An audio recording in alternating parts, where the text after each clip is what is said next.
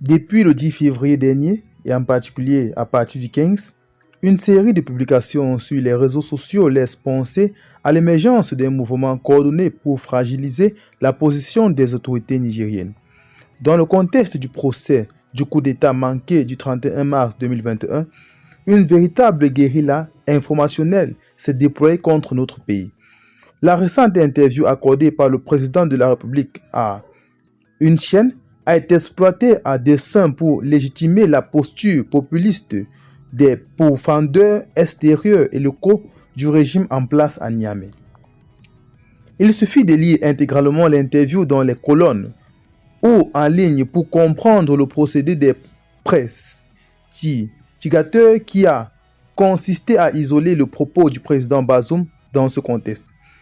L'on aurait compris, il fallait opposer le chef suprême des armées aux soldats en accusant de crimes de lèse-majesté, de démoralisation des troupes. Pourtant, le président répond à la question précise des volontaires pour la défense de la patrie au Burkina Faso.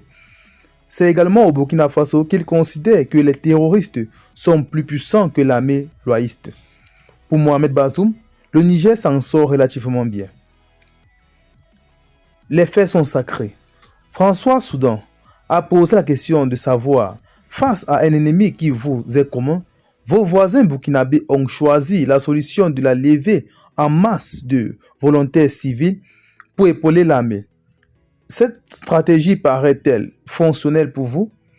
La réponse du président Bazoum ne concerne que la situation au Burkina Faso, notamment le recours au VDP.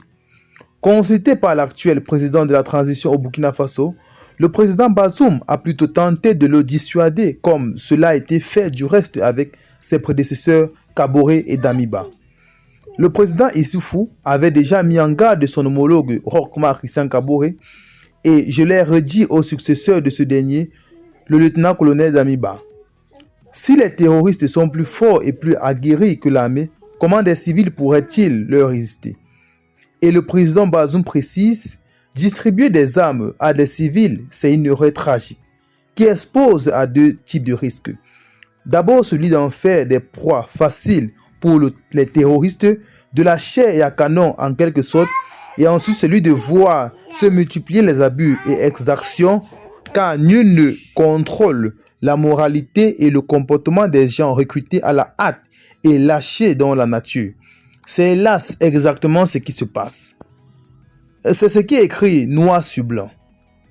Le président Bazoum répond précisément à la question des VPD au Burkina Faso. Mais quelques-unes sont allées vite en besogne en extrapolant ses propos hors de leur contexte. D'aucuns ont proféré de véritables procès d'intention au chef suprême des armées en insinuant que le chef de l'État a capitulé en démoralisant le moral des troupes. Ce qui est franchement inexact. En lisant la suite, le président Bazoum a décliné sa stratégie de lutte contre le terrorisme et pourquoi il égrange plus de succès que ses voisins qui ont plutôt affaibli leurs moyens de défense en affaiblissant le leadership politique et militaire. Quitte plus, le président Bazoum a mis en évidence l'investissement de l'État du Niger a fait tant au niveau des hommes que des moyens matériels et logistiques. Il a dit sans embâche. Chacun peut constater que notre situation sécuritaire est préférable à celle de nos voisins. Autant nous avons banni l'armement des civils pour laisser à l'État le monopole de la violence légitime, autant nous n'avons jamais cédé à la tentation de dresser une communauté à une autre. Le président Bazoum a dit en substance que si l'armée du Niger s'en sort bien, ce n'est pas un hasard. Cela constitue la somme de l'investissement et des sacrifices consentis par l'État, mais aussi de l'expertise des hommes et des femmes aux commandes, militaires comme civils, à la différence des novices qui ont tendance à jeter en pâture leurs concitoyens sur la base de mesures inopérantes et impensées.